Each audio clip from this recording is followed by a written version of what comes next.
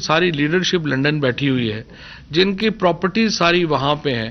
نواز شریف آپ صرف ان کی فیملی کا ٹیکس اٹھا کے دیکھ لیں کہ وہ پاکستان میں کتنا ٹیکس دیتے ہیں اور وہ لندن میں کتنا ٹیکس دیتے ہیں۔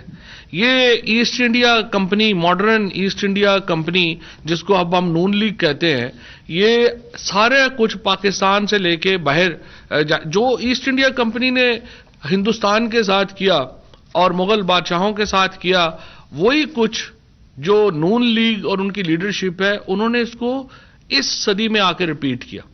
یہ صرف یہ تھا کہ یہ دیسی ولایتی تھے، وہ مکمل ولایتی تھے، اور تو کوئی فرق نہیں تھا۔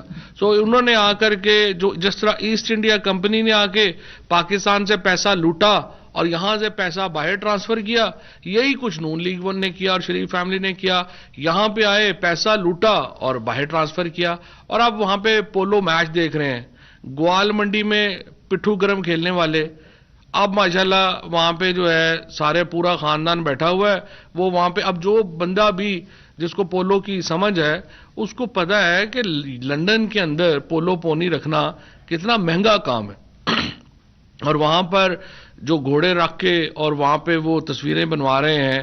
اب اس کو ہم بے شرمی نہ کہیں تو اور کیا کہیں کہ یہاں سے آپ منتیں ترلے کر کے باہر گئے کہ میں بیمار ہوں، اور ادھر جا کے آپ وہاں پہ آپ پولو میچ دیکھ رہے ہیں، اور پوری قوم جو ہے اس کے اوپر افسردہ ہے۔